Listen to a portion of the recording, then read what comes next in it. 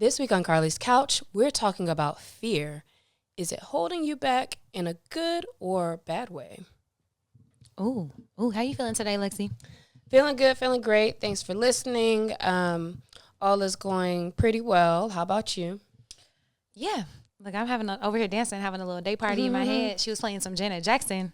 Got me right on right. I know. I didn't even really think about how many bops she had, but they're still good as far as like you don't even feel dated listening to it. So I've been listening to a lot of Janet Jackson lately. I don't know. That might be the era I'm getting into right now. Look, because we just celebrated a birthday, so Right. But today we talking about fear, and how fear can either help us or hold us back. And so fear is important because it's in our DNA. It's supposed to keep us alive, keep us functioning, keep us safe. So that's a good thing.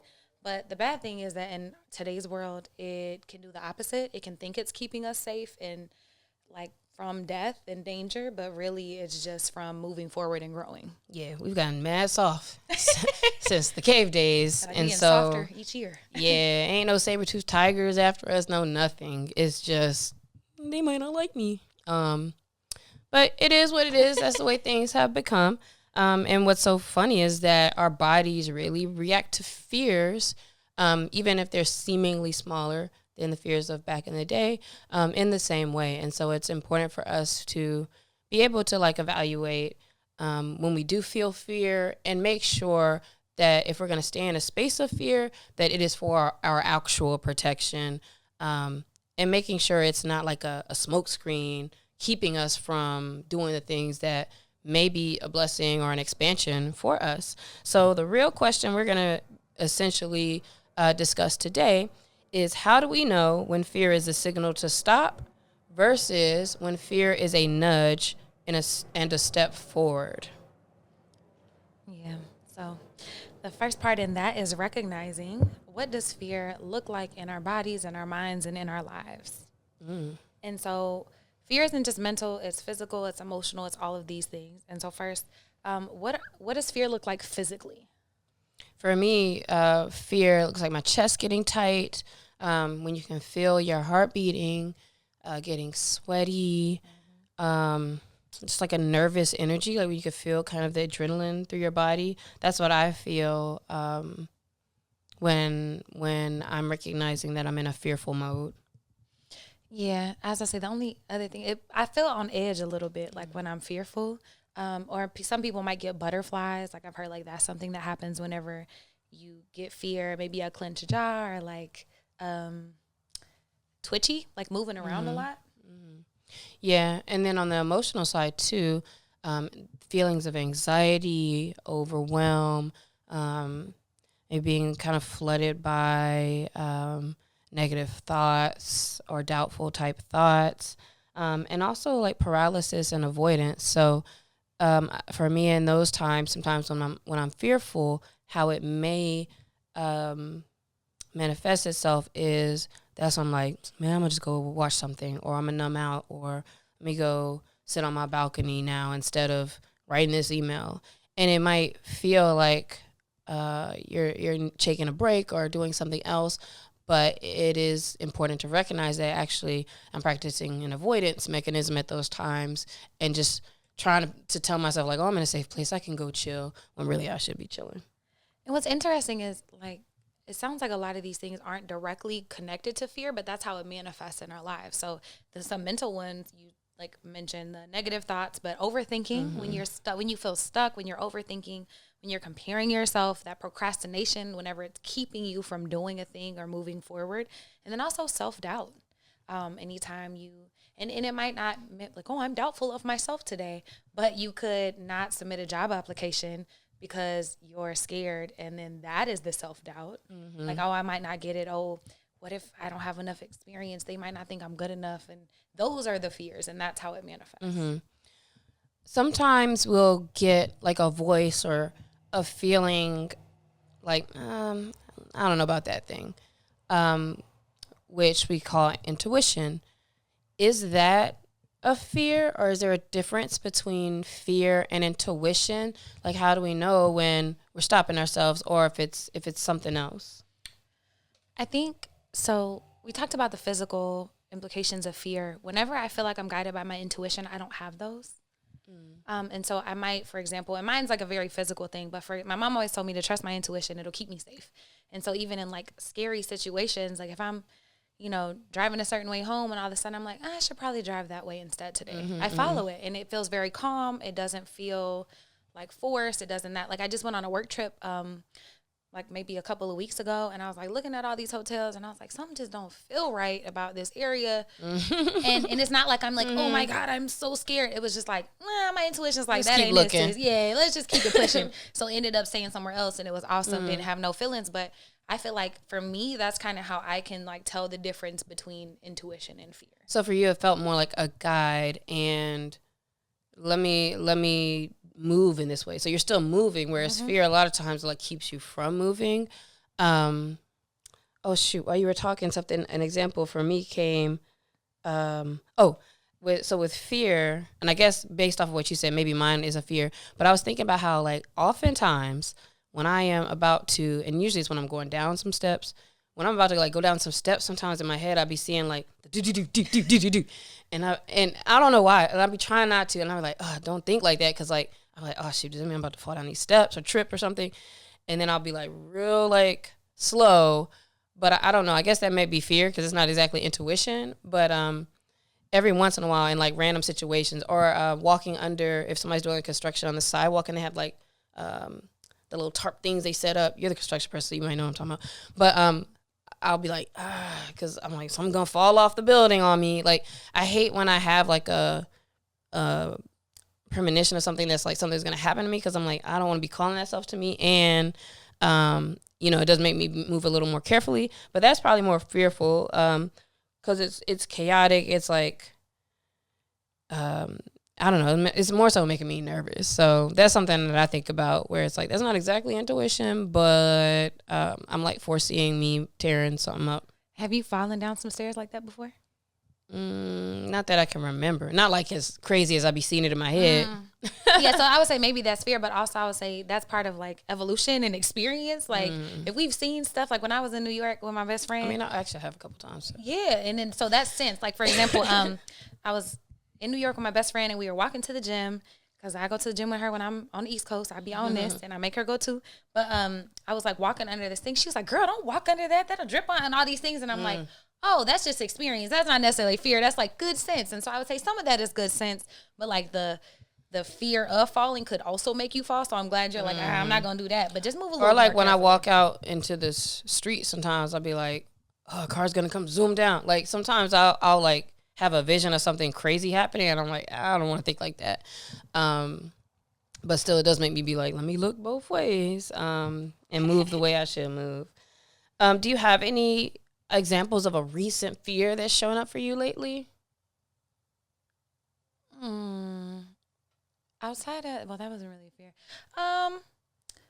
Maybe just the fear of, like, because I noticed I was procrastinating with getting some, like, legal paperwork and other paperwork stuff done, and I recognized I was procrastinating, and I was fearful. I noticed it was fear because I was like, oh, man, what if I mess this up? What if I do it wrong? And so I was just kind of avoiding doing things that I know I need to be doing. Mine is more like when asked the question like what's a recent fear, what I'm really thinking about is like, dang, when was I like really stressed? And actually today, but I'm trying to connect like, is that with a fear per se? But I would say a fear around not knowing how something's gonna work out, because I don't typically. Let's just say like I could be more stressed or more worried about it or more frantic perhaps. So I don't necessarily get as frantic as I could, but like I could feel like super stressed, like, man, I don't know how this is about to work, like, and like just not being in a good situation. So I would say that like a fear around like not being sure what the timing, when like the timing and stuff is kind of off, or like what's gonna work with that. And what was the second part of that question? Oh, how does it show up for you? Yeah, I just like super nervous, chest tight, and I will say, and it just jogs my brain into like, all right, what are some things I could do to try to cushion for this, or help things move in the way that I hope it moves. So yeah. I kind of just put extra brain power into stuff. That sounds like it's moving you forward, though. Like, not the fear itself. Yeah, but I shouldn't have been in this position. So that's the thing is, when you're dealing with stuff, it's always like, all right, what is this showing me? And, it's always reminders, like how we talked about the last episode. It's always reminders of like, all right, I want not be in this position again. A more, as you go thing would have been a little more helpful. And, it sucks that you have to get to things like breaking apart for you to figure stuff out. But that's what that's there to show you. And I'm going to keep dealing with the same thing until I start doing what I need to be doing. Or as much of it is in my control as can be. So I think I do look at those things from a decently healthy standpoint. It sounds like it. And it sounds like a lot of growth too, because your reaction might not have always been that.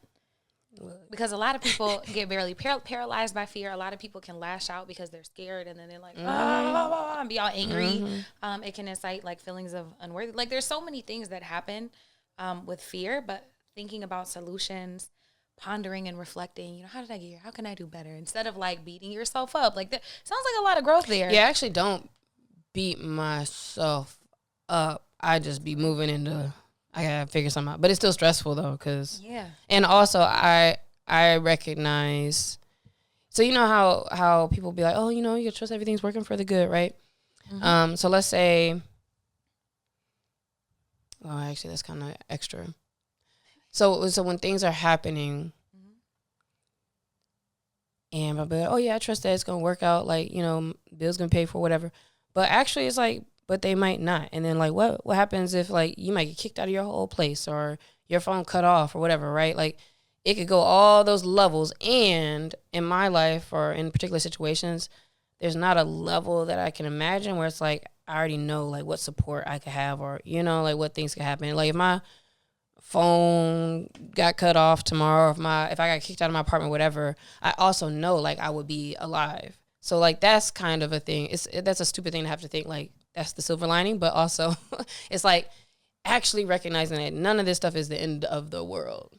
And facing that is so important. And so before we move into assessing our fear, when I was reading about fear, the Stoics, they actually confront all their fears head on, and they role play. And so one of them, for example, like, let's say you fear bankruptcy, like you messed up a bad business investment, you lost your whole house, kit and caboodle too, your wife don't know, so they put themselves in the most extreme situations. For example, if that was your fear, being out on the street, maybe they eat meager rations, they sleep on their floor, they don't have any money, they don't have a phone because now they can't pay for it, and they just do that. And at the end, you have lessons like, oh, I'm still alive, like, and not to say like positive or toxic positivity, like, oh, but it's okay, but also like, it is, and you are, and you can come back from things. But they kind of face things head on whenever they're looking at fear. Yeah, I know somebody else who similarly, a couple of people actually have said that they've done this, where they challenge themselves to speak to more people when they go out, as far as like, speaking to women or whatever when they go out.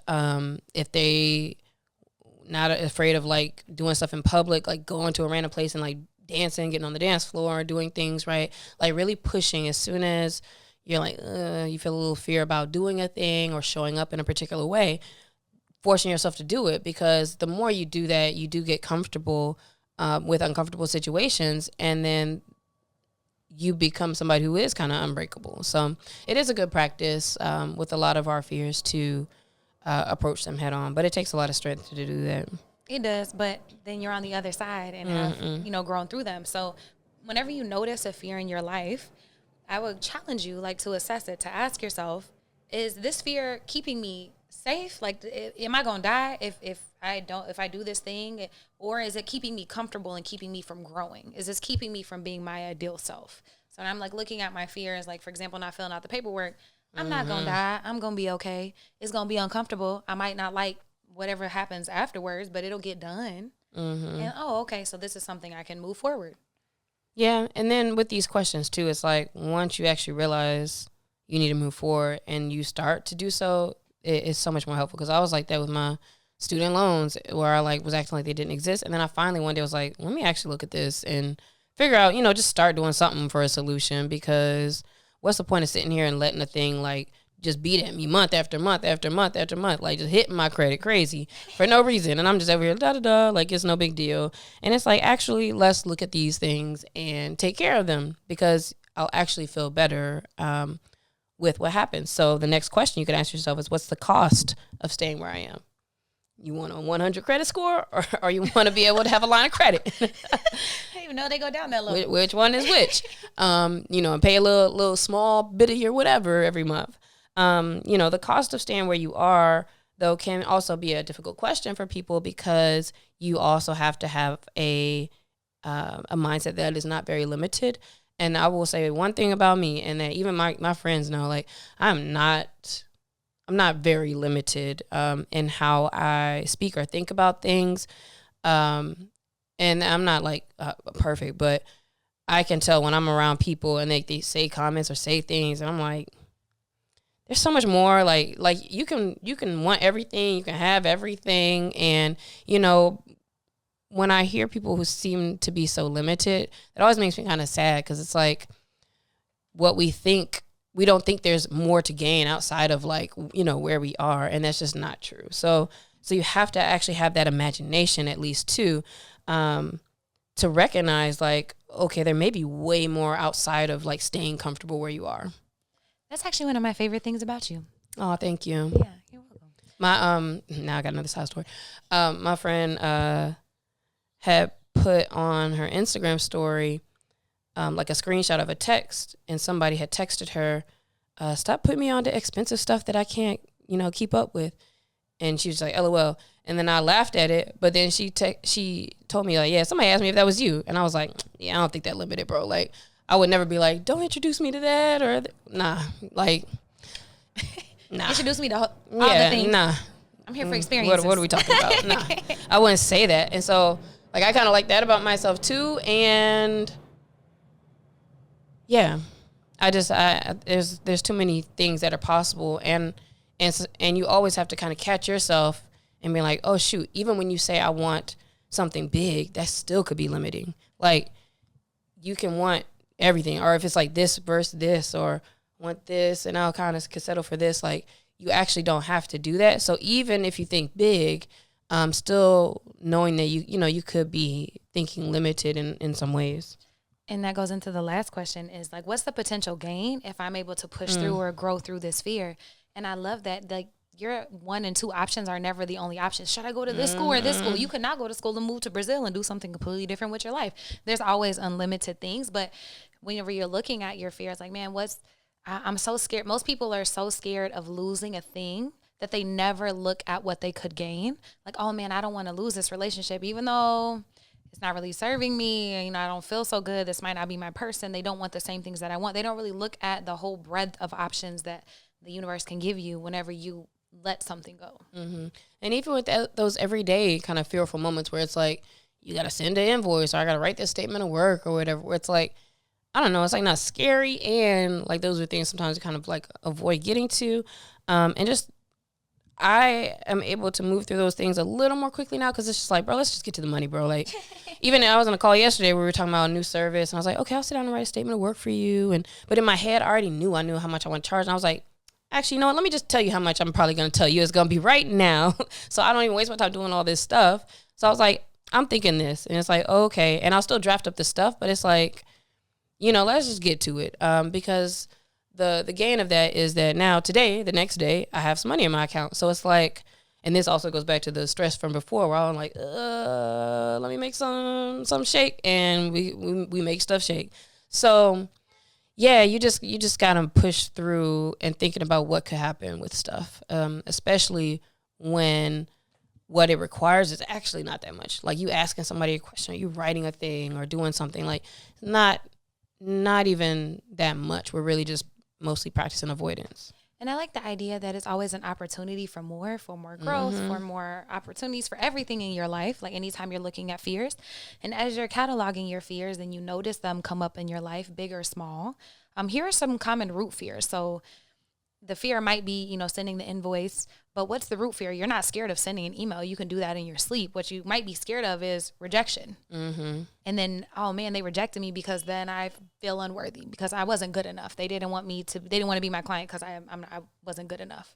So like always looking at your fears, knowing that there's a deeper root fear connected to it. And so that's one of them is like fear of rejection, fear of judgment. That holds a lot of people back from doing a lot of things, from being themselves, from sharing what they created just because they're so scared of what other people think. So as you're thinking about your fears or any recent situations, also consider, is it a fear of the unknown and just not knowing what could happen or will happen? Is it a fear of failure or a fear of success, which is really big as well? Is it a fear of intimacy or vulnerability? Fear of being seen. That's really big. That's huge. That holds a lot of people back. And then it could be fear of being broke, fear of not being good enough, fear of being unworthy. Like, and fear of being unworthy is actually a really big one for a lot of people. And so looking at that and how that affects you in your relationships, in your money, in how you choose to pursue your life. And some of those, I think they show up more or they're more recognizable when you look at your actions. Because like you might not be waking up and be like, I'm not worthy. But when you look at your actions and how you move, now it's like, okay, we're giving you some of these like common fears because maybe you can link it back to that and recognize where it's a place that you may want to challenge that fear. Yeah. And so ways to challenge, the first step is you have to reframe your fear. So fear and excitement are two sides of the same coin. And so you can shift your mindset like, oh my God, I'm so scared. I did that today too. Oh, good. So you want to tell the story or no? Like, man, I don't know how this is going to work. I was like, I'm so excited to see what's about to happen with this. But it feels phony, and it is phony because I'm like, my chest is like, nah, like this shit ain't right. I was like, nah, but it's gonna be straight. Like I'm excited to see what happens because I'm like, all right, I know my life is here, but I'm excited to see what happens. So all right, cool. And I'm trying to think like that, and it feels like you're trying to psych yourself out, and you do kind of like start to move into that space as the things do work out, you know, for themselves.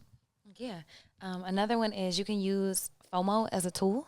So the economists describe two different types of FOMO or fear of missing out. The first one is aspirational FOMO. And so that's recognizing that an experience could change your life. And that's something you should probably move forward on versus herd HERD FOMO, like fear of being left out. Like all my friends went to the bar last night and I didn't go, which leads to more reactive decisions as opposed to aspirational ones. Yep. And then the last thing to challenge your fears is to take really small steps to challenge them. And so the first one is take an action that scares you. If you are so terrified of, I'll use Lewis Howes as an example. He was so scared to like dance with people and dance in front of people. He started taking a class. So he took a class and then that made him feel more confident. And then he started asking different people to dance with him, which was also a fear of his rejection. And it just became part of who he is. And now he talks about dancing all the time because he loves it. I think the next one is super big because we don't talk about it that much. We have a tendency to think about what like the worst that could happen very easily. Like it's like, oh man, I'm not gonna be able to do this. This is about to happen. And challenge yourself to actually also visualize what's the best thing that could happen in a particular space, because that's also a valid future or destination for you. And also it kind of lessens the fear of this bad thing, because really what it is, oh man, I don't know what's going to happen. And you can have certainty that it's all working together for your good, as opposed to being like, I'm scared that's going to happen, because you're just not even taking into consideration these other options. And so I think that's a good thing to practice. Imagine like what's the best thing you can think of that could also happen from this as you move through whatever this fear is. Yeah, because the default is what's the worst. And okay, cool, reference point, and what's the best. So you could be like the Stoics if you need that to go role play and do all that stuff. Or you can also, or do both if you want to. And another thing is to find proof. So looking at, you know, who has done above and beyond and succeeded in an area that you want to. God bless you. Or in something that you're working towards. The last thought I'll say is, if this feels real fake and phony, like, oh, I'm looking at what's the best thing that can happen, but really I feel really bad. Try to see how you can flip your mindset in the sense of like, I'm doing this so this doesn't happen, into what your real desire is. So for example, I'm doing this workout so I won't be fat if that is something that bothers you and that you're really working on, or so I won't be unhealthy. Versus like I'm doing this because it makes me feel good, and trying to figure out like what can be a positive motivation and encourager. In that example, which one are you saying? I'm saying instead of like, so the mode is exercise, and let's say the fear is you don't want to be overweight, but that's really connected to like you not feeling worthy and stuff. So instead of working out, the fear, express what the benefit is. Because the opposite of fear is love. And so if we can just even try to change our mindset as to why we're doing a thing, because it's harder to work out when you're running from something, when you're doing it because you hate it and because it's tied to all these negative things, versus I'm doing this because it makes me feel really good. I feel more confident whenever I'm taking care of myself and I'm doing this. So that could be one more trick, is like, what is the love? What is the positive intention or impact you want to have by doing a thing that scares you? Yeah, I think that's very important. The positive thing and the great thing is that we get to decide if we're going to let our fears be a prison or a pathway forward. So this week, identify one fear that may be holding you back and think about if it's protecting you or if it's kind of just keeping you comfortable or in a space that could use some expansion. And then think about what's a small step or a small thing that you can do to challenge that fear this week. Let us know how that goes. Hit us up at Carlie's Couch across everything. Share this episode with your scared friends. And we'll see you next week. Bye.